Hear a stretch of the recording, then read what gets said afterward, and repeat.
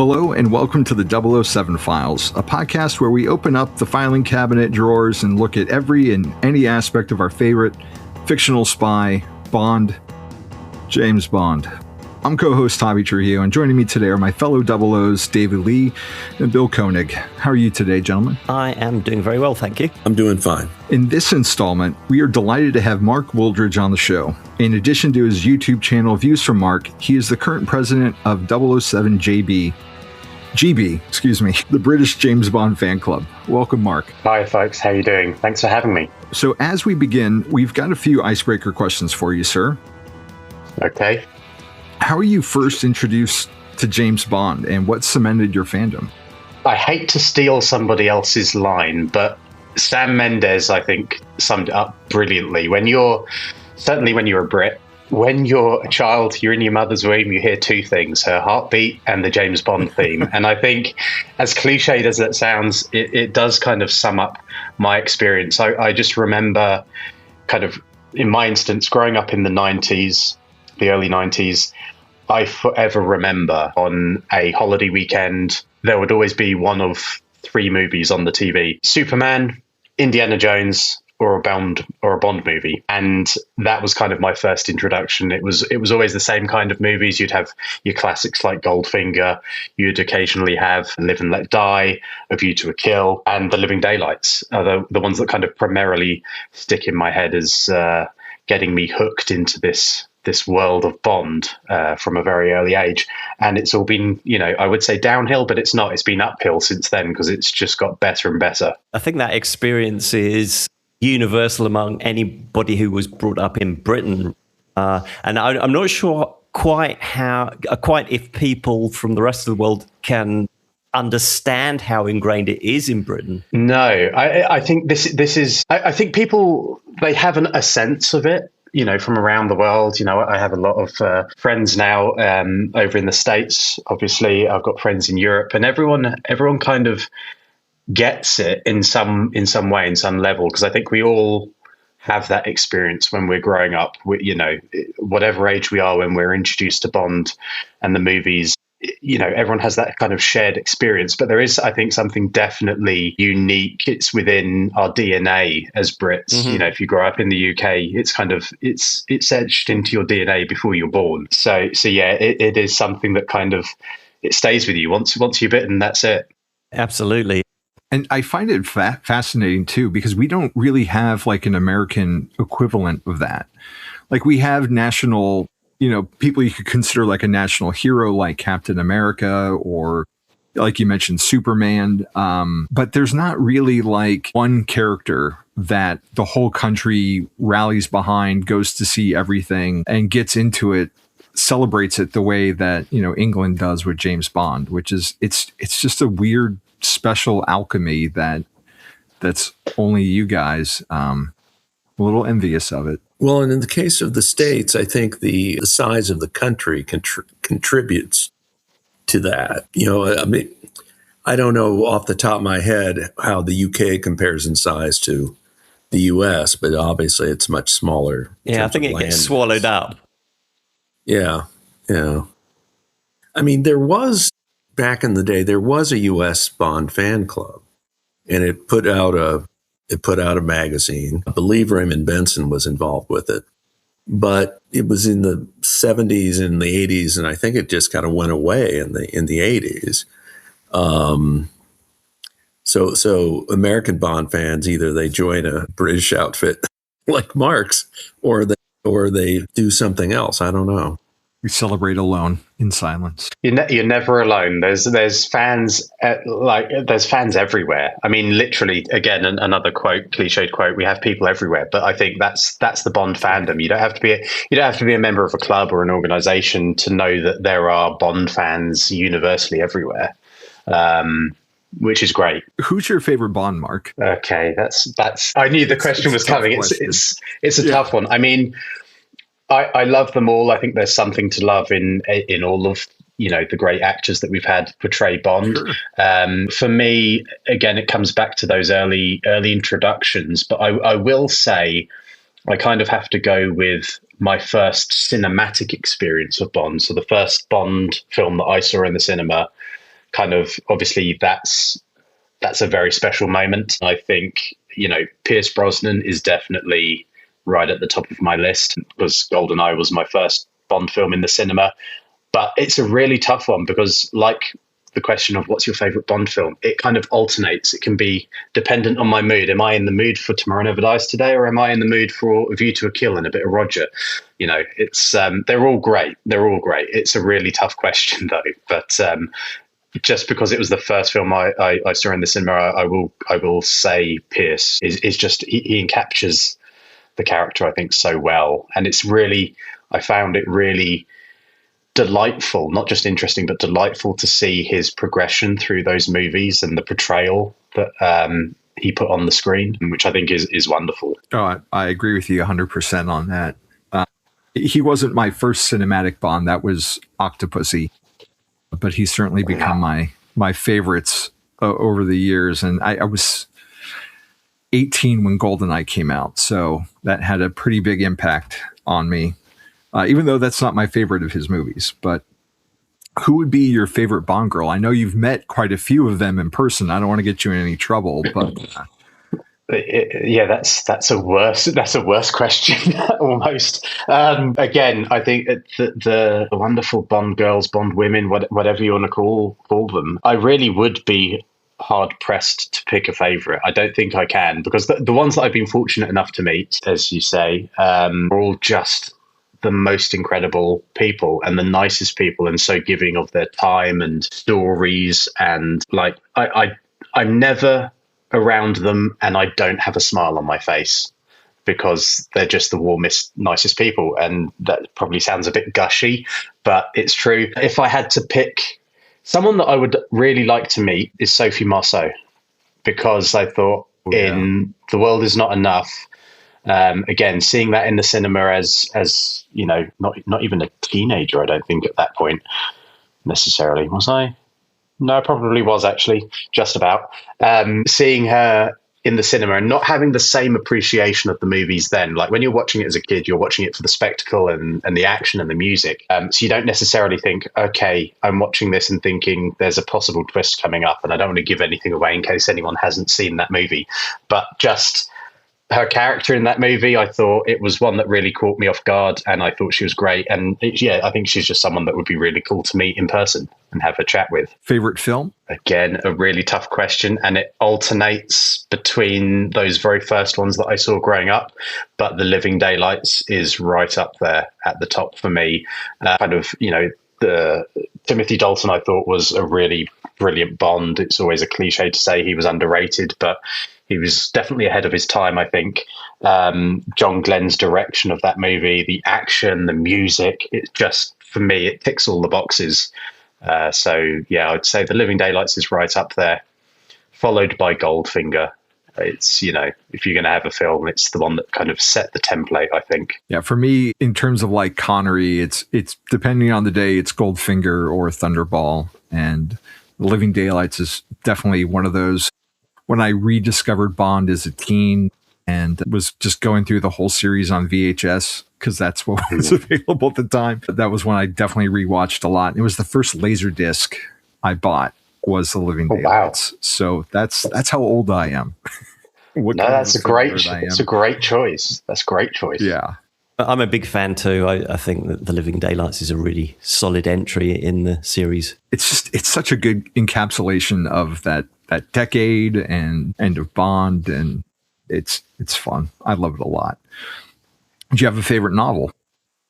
It's another tough one. I was late getting into the literary side of Bond, so I'm still working my way through it. I will say though that starting with Casino Royale was See, I love to see the contrast between the novel and what we saw in the movie, and how much of it is the same, but equally how much of it is different.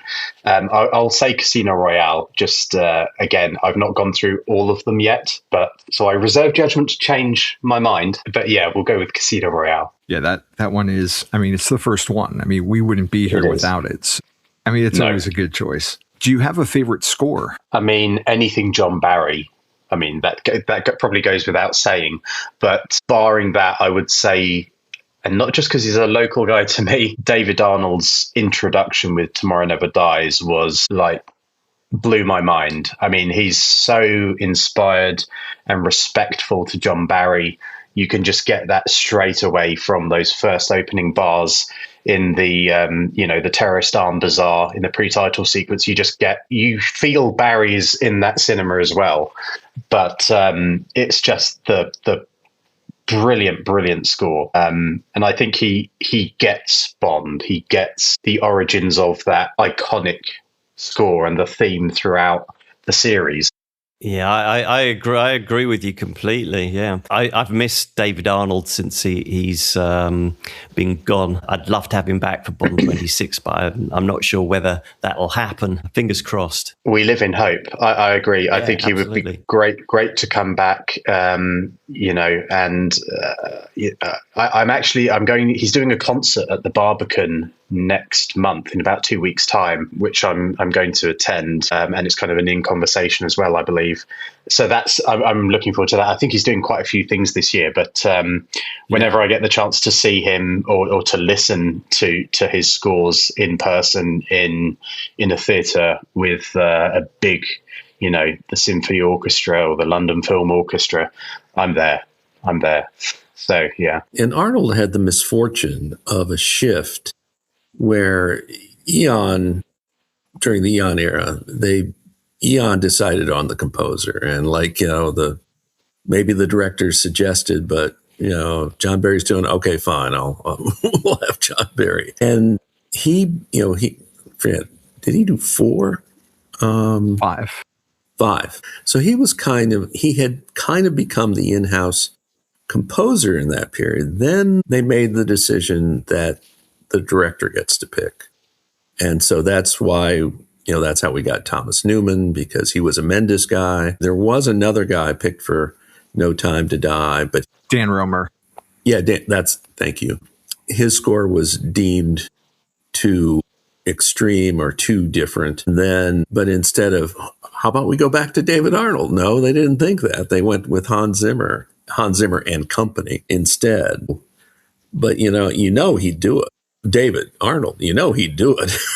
The door is always open. Yeah, and he's said it multiple times. If he was asked back, he'd go back. So well, we live in hope. And I mean, he did do, and I loved this interpretation as well. The opening title theme for the Amazon series, Road to a Million. Yes, right. And I did. That first series, when that score came on, again, you knew it was Arnold. You knew it felt John Barry-esque. That was great. Yeah. So he's still dipping his toe in here and there. I wish they would release that in some kind of fashion, just so I could have it on loop, like over and over again. 'Cause that's such a good arrangement of that song. Finally, what's your favorite piece of memorabilia? Oh, okay. So I don't know if would you class it as a piece of memorabilia? I think it is. So anyone who kind of follows my Instagram or my YouTube, and I'm not doing a shout out for that, but I kind of documented a journey that I went on with a book.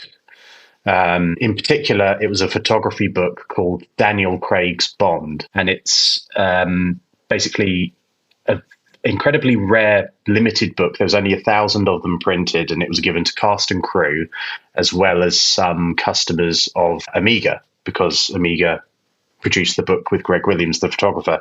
And it basically documents Daniel Craig's tenure playing James Bond on 4 out of the 5 movies, because Greg Williams kind of photographed 4 of the 5 movies that he did. So it's a really rare book.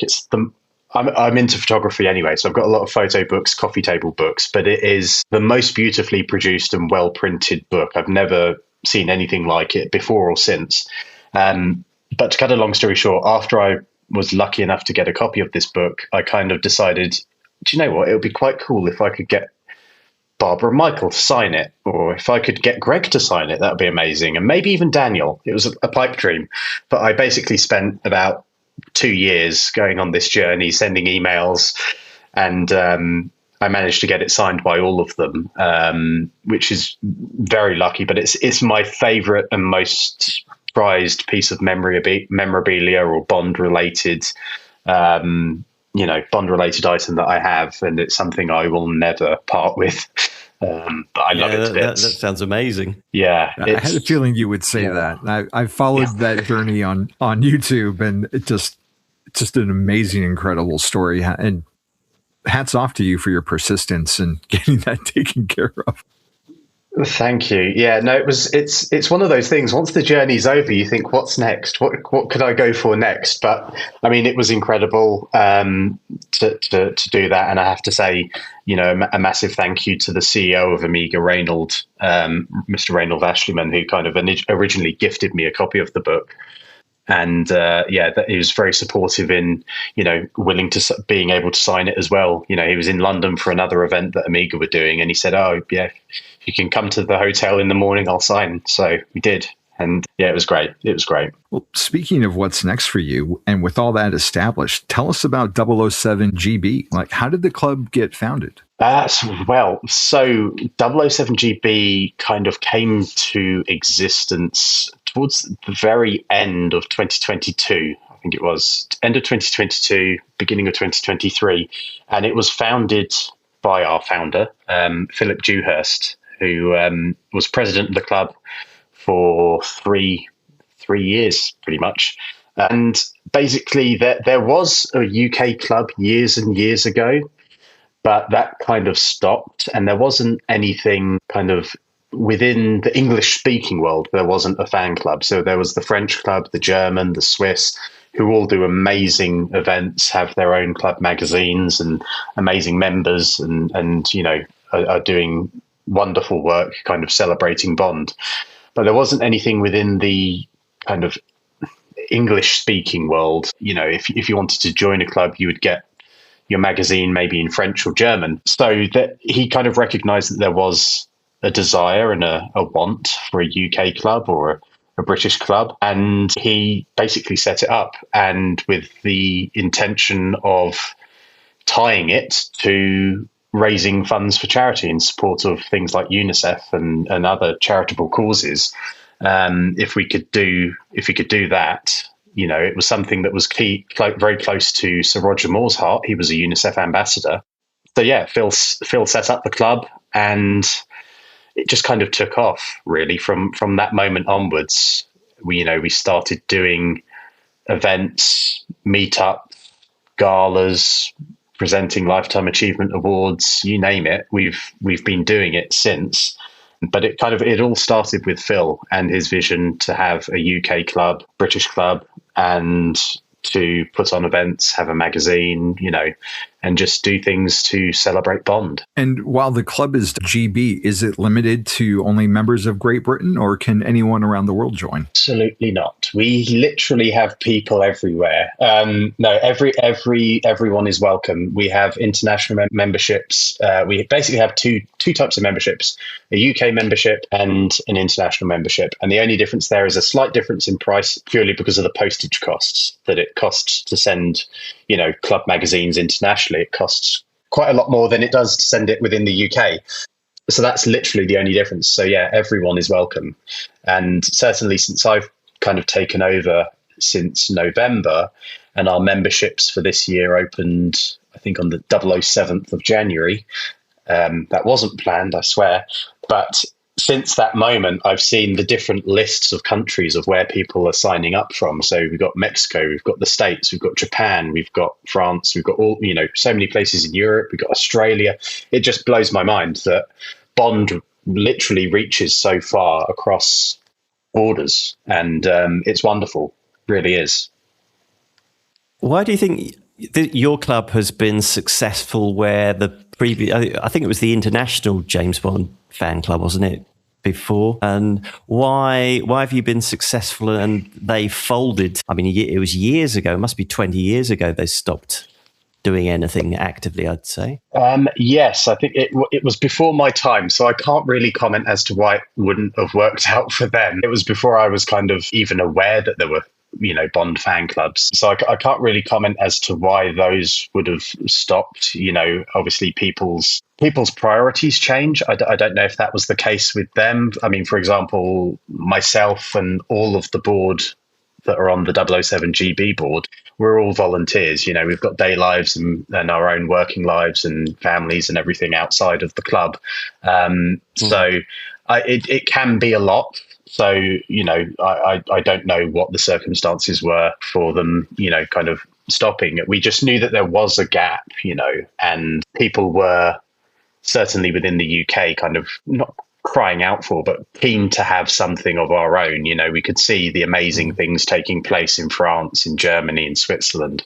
So I think, yeah, maybe the fact English is a language that is spoken in Germany, France, Switzerland, you know, it's kind of spoken in so many places that I think that was perhaps another appealing element to people from all over the world joining is, you know, English is perhaps a bit more recognized internationally. Has the club been affected by Amazon gaining creative control? That happened before you took over as president, but that took place during the life of the club. You know, for generations, any fan organization knew who to contact. Now, you know, everything's been changed. Yeah, no, we've not had any issues that I can say up to this point. You know, 4th of March, whatever the date is, we've not had any issues. And I would say that, you know, we've before the Amazon takeover and even since, we've had, you know, open communication or dialogue with, you know, Eon and just letting them know what our plans were. We didn't want to step over any lines or do anything that was perhaps not quite right. So we've never had any kind of issues or anything come through asking us not to do something or to you know, perhaps change course or anything like that. And I think we don't as a club, we've never set out to try and do anything that's either too risque or that could, you know, get us into any trouble or hot water with the powers that be, whether that's Eon or Amazon or whoever is in control of things. So no, we've not had any kind of issues along those lines, luckily. Do you also get a chance to consult with some of the other clubs, you know, German, Swiss, etc.? Absolutely, yes. We've got. I was introduced to the president's WhatsApp group because there is such a thing apparently. So there is a WhatsApp chat group with the other European club presidents, and we have a catch up every now and then. We had a video call about a month and a half ago and just kind of discussed, you know, possible future plans for the year. What's everyone thinking of doing? And, you know, has anyone got anything exciting that, you know, we might be able to help with or that they can help us with? So it's really collaborative, I must say. And it's a nice way to go about things, knowing that you've got the support of each other as well, because it is a very supportive community naturally, I find, but certainly to have, you know, the other clubs on your side and everyone supporting each other. We've done events where we've teamed up with the other European clubs as well. So it's really good, really good. You mentioned the magazine earlier. What other perks are there for being in the club? Well, I mean, there's a whole host. So yes, the magazine obviously is one of the most obvious. It's a magazine that's written by fans, for fans, by our members,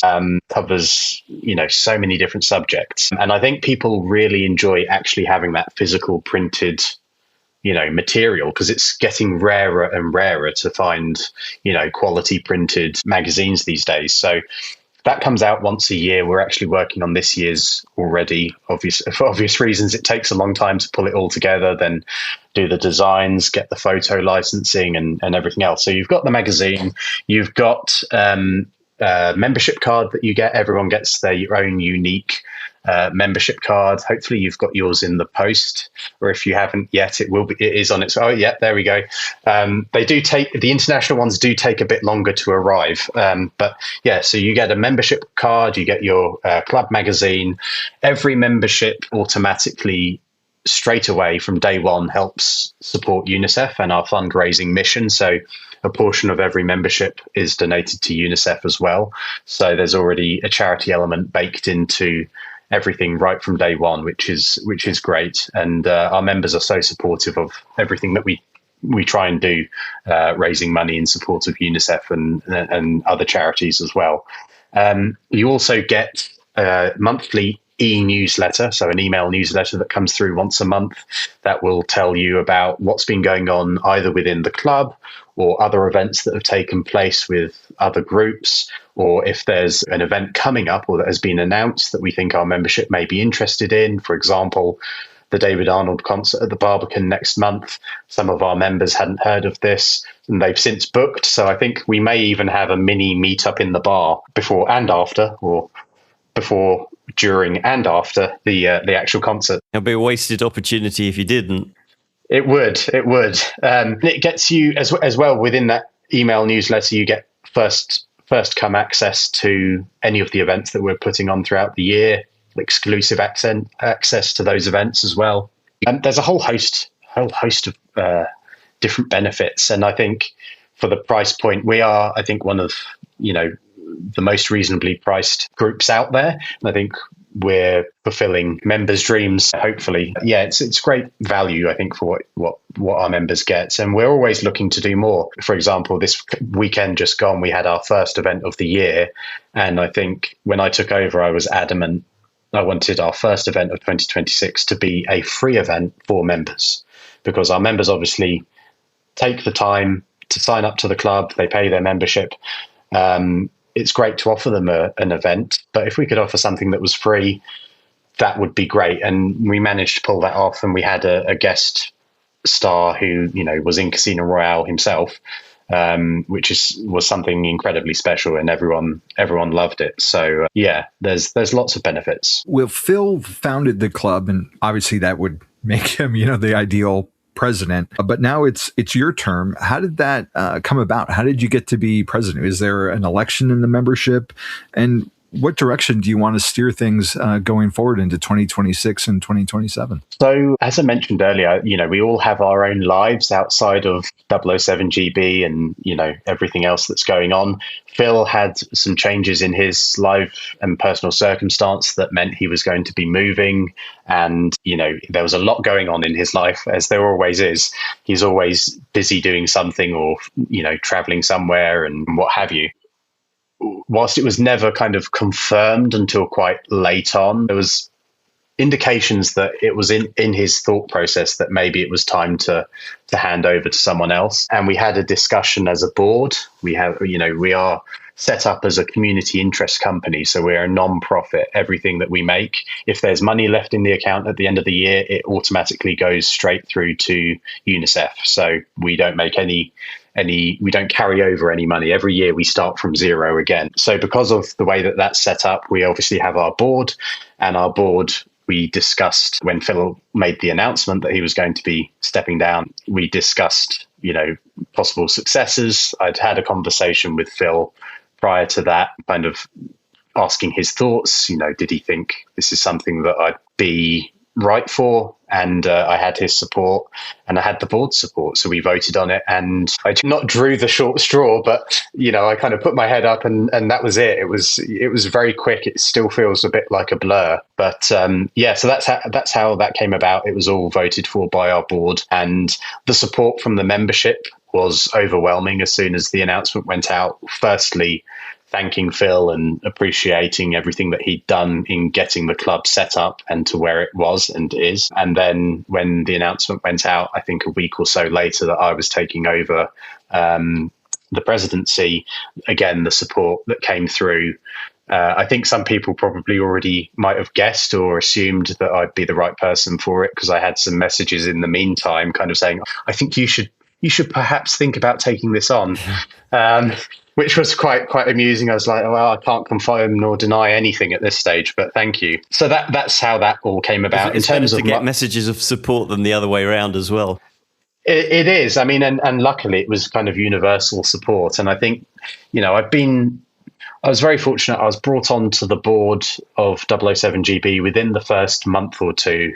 Phil sent me a message, and I'd only met Phil once before in a lift or in an elevator in the Hippodrome Casino in London. And that was maybe 30 seconds we were in that lift, if that. And that's the only time I've met Phil in person previous to getting an email from him It's asking a suitably Bondian introduction, isn't it? It is. And then, like a couple of months later, I got an email from him asking if I would be interested in joining the club's board as the film and media director. So I've been in there from pretty much day one.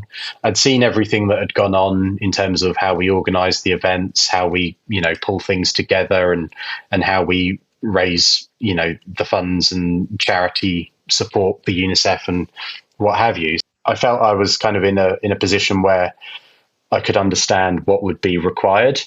I can say that taking it on, I wasn't necessarily as informed as I thought I would. It's a lot of work. I knew it was a lot of work, but it has surprised me even since taking on just how much it is. But it is fun and I do enjoy it. And it's not too daunting. And in terms of my vision for the club and for the future, in many ways, it's business as usual because like Bond, why change the formula when you know it works? We know that people enjoy the club magazine, so we're carrying on with that. We know people enjoy not just the large spectacle events, but also the smaller gatherings where people can, see people and have a conversation and not have to worry about there's another 50 people over that side of the room who I'm not going to get a chance to speak to. So prime example is the event we had this weekend. It was limited to 50 people, mainly because of the venue size, but it was a really nice number. Everyone got to speak to everyone else. Everyone got to speak to and have time with our star Sebastian and hear his amazing stories. So in terms of that, my vision is to keep things like that going as well, but also try and, obviously put my own stamp on things and make things bigger, always reach bigger. That's what we've always done as part of the club. And this year is going to be no exception. And I can't say why that is because there's plans in development, but as soon as they're confirmed, you will hear about them. We're just waiting on some dates to confirm for some future events later in the year. But yeah, my vision is to continue that and to continue the excellent work that Phil laid the groundwork for and continue to raise money for charity. We raised £70,000 in 3 years, which is an amazing achievement. I don't think there's, if you combined all the other groups together at once, you wouldn't be able to match that total. So that's at the heart of everything we do, as well as putting on the best experiences for our members to celebrate Bond in the best way possible. So that will continue. I was going to ask if you could tease what members could look forward to in the year ahead. I guess that's top secret for now. I've heard rumors about a U.S. meeting. There is. That's the ambition. Obviously, we have a lot of members over in the US, on both on the East Coast, the West Coast, and everywhere in the middle. So it would be great. I would love. It is an ambition of mine. I would love to be able to do an event of some description in the States. We did, I think, a few years ago. We did a cocktails and canapes meetup in Los Angeles. Phil was out in Los Angeles and was able to do a cocktail and canapes kind of event in Los Angeles whilst he was there, which went down really well. I would love to be able to do something similar, if not bigger, and get our US members together as well, so that they don't all have to buy a flight over to here, just to come to one of our events as well. So it would be great because, as I say, we've got so many members over there, great people, and it would be absolutely wonderful to be able to do something over in the US as well. As we close out, I'd like to hear about your relationship with Omega. As a fan of the brand myself, I think I first discovered you by your Seamaster 300 Spectre video, over a decade ago, and later referenced, how you change your watch onto a NATO strap in one of your other videos. And I know you've got a good relationship with the brand. Can you talk about that a little bit? Yeah, I mean, to be honest, it all comes back to, I kind of got into the whole YouTube thing and the views from Mark completely by accident. My first kind of dip into this Bond fandom and kind of getting part of the community was that first video that I ever did, which was the Spectre, the Amiga Spectre. I did an unboxing. It wasn't anything professional at the time. I didn't even have a tripod for my phone. It was all handheld. And I look back on that video and I cringe because I think, oh God, if only I could go back and do it properly. Having said that, it is still my highest viewed video that I've ever produced with over 500,000 views. And it's actually one of the highest viewed Bond related videos anywhere, surpassing channels that are 100 times bigger than my own, So I'm really proud of it. And at the same time, and then, Amiga, I grew up as well. I watched GoldenEye on the screen. The Amiga was the first watch that was introduced in GoldenEye. And that was it. I just fell in love with the brand from that moment, really. I knew I would love to own an Amiga one day. I never knew if it would be possible necessarily or not. And it wasn't until, I think, October 2014, I started a new job and I bought my first Amiga as kind of like a treat to myself, thinking, you know what, I'm going to do it. So I did.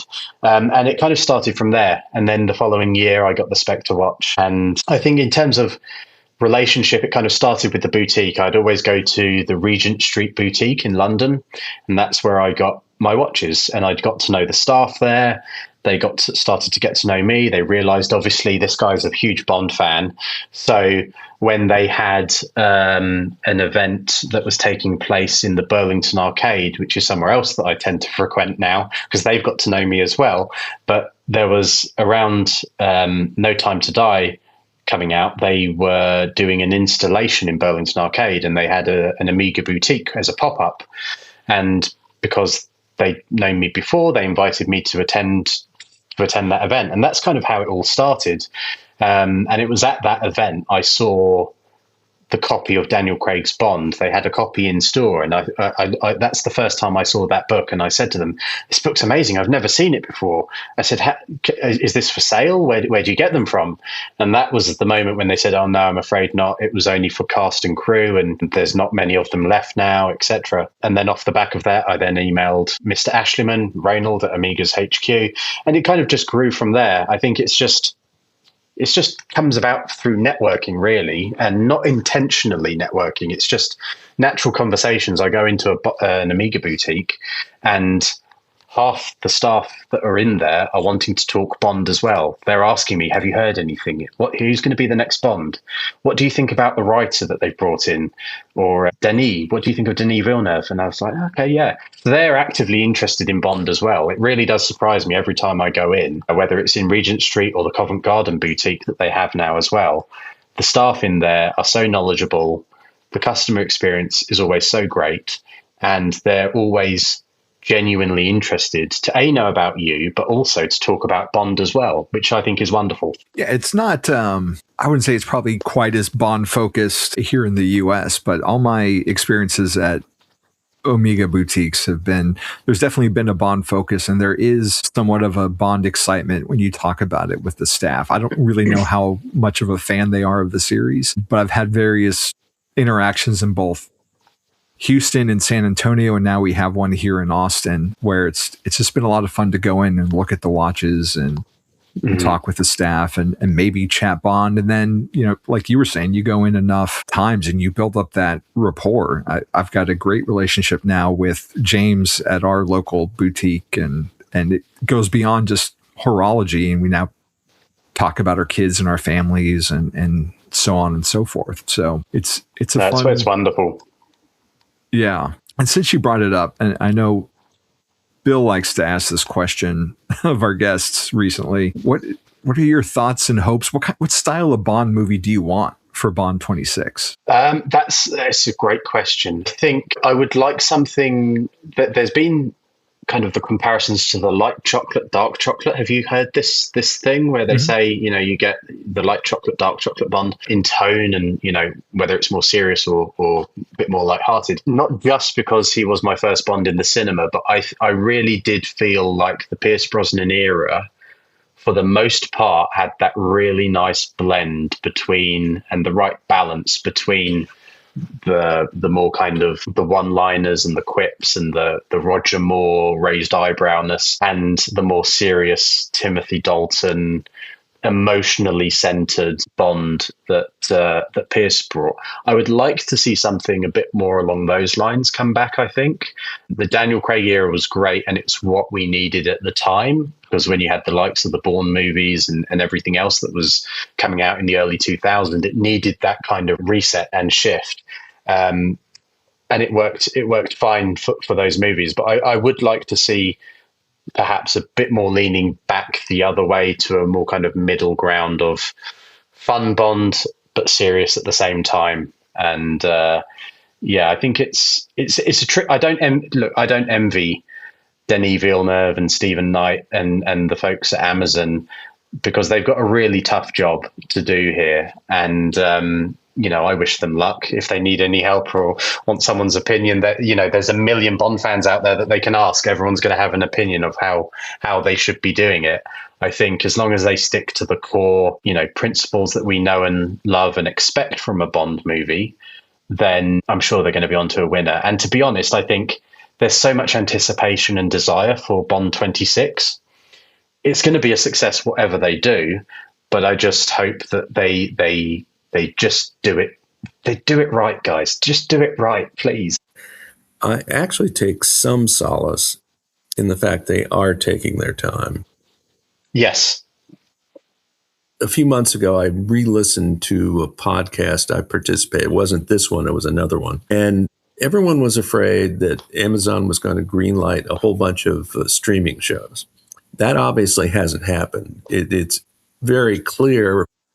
We don't know a whole lot, but it seems pretty clear they're taking their time on this one, that presumably they want to get it right before they try anything else. Yeah, I've got to echo your point there, Bill, because I think I would much rather they take their time, get it right, than rush. I don't mind. We've waited this long. What's another few months or, half a year? We had it, whilst we were waiting for the release around COVID. Again, I was pleased that they waited to release it in cinemas, because that's where I want to see my Bond movie for the first time, is in the big screen, not on a streaming service or coming through the TV that way. So absolutely, to echo your point, I think take their time, get it right. Don't rush, and be considered with every decision that they're making. I think would be great. The great way to go. Well, one of the things that I think is interesting this time around with the break we've got between films is that when it has happened in the past, I mean, I've been covering Bond for 20 years or so, but when it's happened in the past, between Quantum of Solace and Skyfall especially, but also from Spectre to No Time to Die, the level of fan discourse online, I felt really, really dropped away. But at the moment, it hasn't at all. And I find it really, really interesting that there is so much interest still in Bond, despite there not being a film.